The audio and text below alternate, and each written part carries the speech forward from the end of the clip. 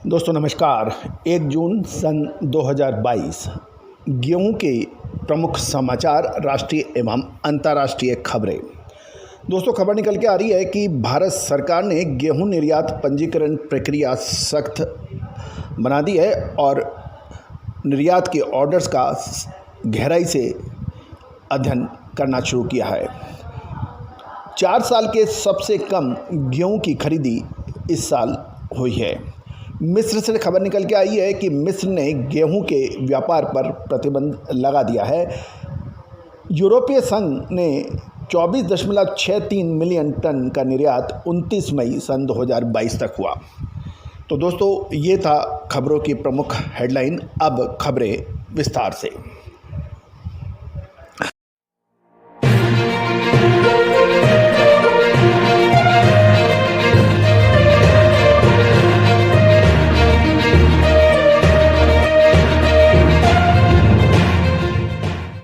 नमस्कार दोस्तों, मैं colonel Ajay, CEO Ajay Astro Money Guru, first global astro finance digital channel से आपसे मुखातिब होता हूं। आज 1 मई सन 2022।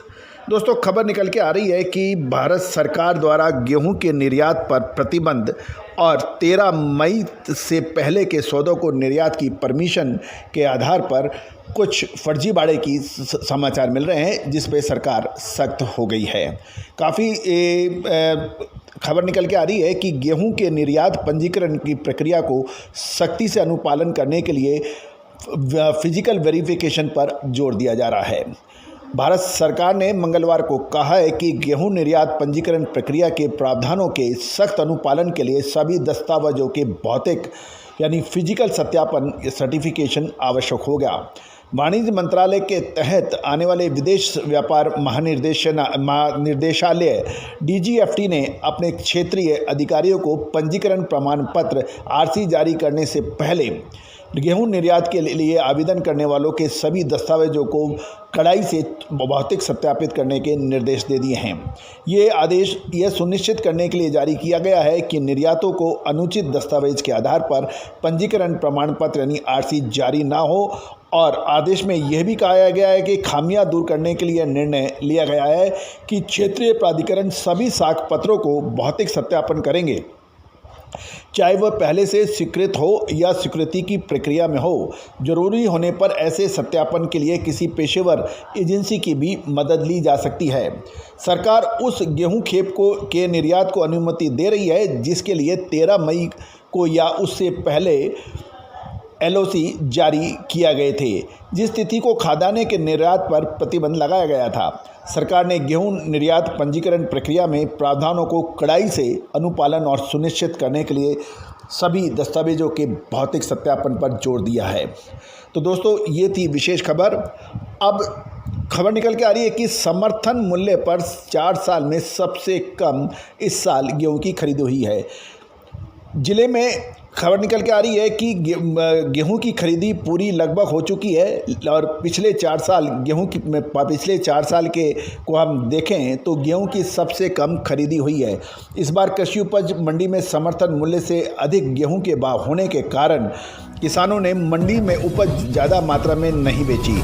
इसके लिए 4 साल में सबसे कम समर्थन मूल्य पे गेहूं की खरीदी हुई है। गौरतलब है कि सरकार ने हर संभव प्रयास किए। सरकार ने गेहूं की कम क्वालिटी या ख़राब क्वालिटी को भी मापदंडों में ढिलाई दी।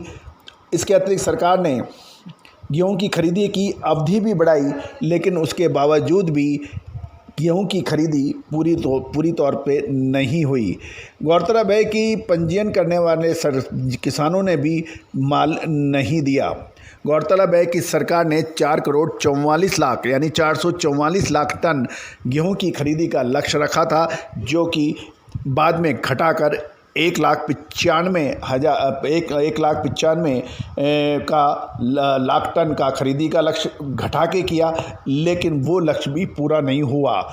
लगभग 55% से कम गेहूं की प्रिक्योरमेंट या खरीदी सरकारी स्तर पर हुई, जबकि किसानों ने इस बार गेहूं को डायरेक्ट निर्यातों को या मल्टीनेशनल कंपनीज को बेचना उचित समझा, क्योंकि रूस और यूक्रेन की लड़ाई से गेहूं का संकट हुआ और गेहूं ने ज़बरदस्त इस साल तेजी दिखाई। दोस्तों अब खबर निकल के आ रही है, मिस्र ने अगस्त के अंत तक स्थानीय गेहूं में तीसरे पक्ष से व्यापार पर प्रतिबंध लगा दिया है। खबर निकल के आ रहा है कि मिस्र दुनिया के सबसे बड़े गेहूं इंपोर्टर यानी वीट इंपोर्टर्स में से एक है, आयातक में से एक है। मिस्र ने अगस्त के अंत तक तीसरे पक्ष द्वारा गेहूं के व्यापार पर रिस्ट्रिक्शंस यानी प्रतिबंध लगा दिया है और कैबिनेट ने मंगलवार को सरकार के अलावा किसी भी बिक्री को रोकने के लिए आदेश जारी किए हैं। मिस्र सरकार का लक्ष्य स्थानीय किसानों से पूरी फसल खरीदना है, क्योंकि यूक्रेन युद्ध के बाद इस साल 6 मिलियन टन घरेलू गेहूं का लक्ष्य रखा गया है, क्योंकि काला सागर यानी ब्लैक सी के अधिकांश गेहूं पर जो मिस्र का जो था वो काला सागर के ऊपर ही अधिकांश डिपेंडेंट था। लेकिन रूस और यूक्रेन की लड़ाई के बीच काला सागर यानी ब्लैक सी के जरिए खादाने की आपूर्ति में संकट आया हुआ है। तो दोस्तों इसके अतिरिक्त एक अंतर्राष्ट्रीय खबर भी निकल के आ रही है। यूरोपीय संघ साल 2021-22 में नरम गेहूं का निर्यात 24.63 मिलियन टन पर हुआ, जबकि 29 मई यानी कल तक 31 मई यूरोपीय आयोग द्वारा मंगलवार को प्रकाशित आंकड़ों के अनुसार जुलाई में शुरू हुए सन 2021-22 के सीजन में यूरोपीय संघ से नरम गेहूं का निर्यात 29 मई तक 24.63 मिलियन तक पहुंच गया है। आंकड़ों से पता लगता है कि साल 2020-21 में इसी समय 24.72 मिलियन टन की तुलना में इस बार जो है 24.63 मिलियन टन है, यानी थोड़ा सा कम है। यूरोपीय संघ साल 2021-22 को जौ का निर्यात एक साल पहले 7.12 मिलियन टन के मुकाबले इस साल 6.78 मिलियन तक पहुंच गया है, जबकि यूरोपीय संघ मक्का का आयात 13.89 मिलियन टन के मुकाबले 15.11 मिलियन टन था। तो दोस्तों ये था गेहूं पर पूरा जानकारी, एक महत्वपूर्ण चर्चा। और गेहूं के दाम जून महीने में क्या तेज रहेंगे या मंदे, इसकी विशेष रिपोर्ट उपलब्ध है, जो कि छोटे और मझोले किसानों के लिए बहुत मामूली शुल्क रखकर हमने दिए हैं।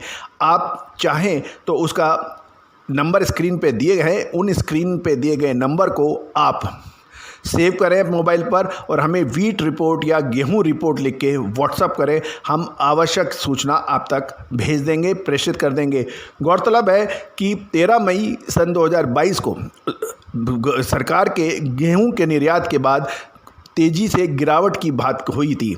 हमने उस वक्त भी अपना विश्लेषण दिया था, जो सत्य साबित हुआ। इसके अतिरिक्त 3 महीने पहले गेहूं की जब कोई बात नहीं कर रहा था, 3 से 3.5 महीने पहले फसल अच्छी बताई जा रही थी, 11 करोड़ टन से ऊपर। उस वक्त भी हमने कहा था कि इस साल गेहूं के दाम अच्छे रहने की पूरी उम्मीद बनेगी। मक्का और बाजरे के लिए भी ऐसा पूर्व अनुमान दिया था, जो कि सत्य साबित हुआ। दोस्तों जून का महीना महत्वपूर्ण साबित होने वाला है। क्या गेहूं के अंदर तेजी होगी या फिर मंदी, विशेष रिपोर्ट छोटे और मझोले किसानों के लिए मामूली शुल्क पर उपलब्ध है। आप हमसे संपर्क कर सकते हैं। दोस्तों आप हमारे चैनल पे नए हैं तो अभी तक सब्सक्राइब नहीं किया है तो इसको सब्सक्राइब, लाइक और शेयर करना बिल्कुल ना भूलें। बेल आइकन यानी घंटी के निशान को भी प्रेस करना बिल्कुल ना भूलें। All the very best, good luck, happy trading.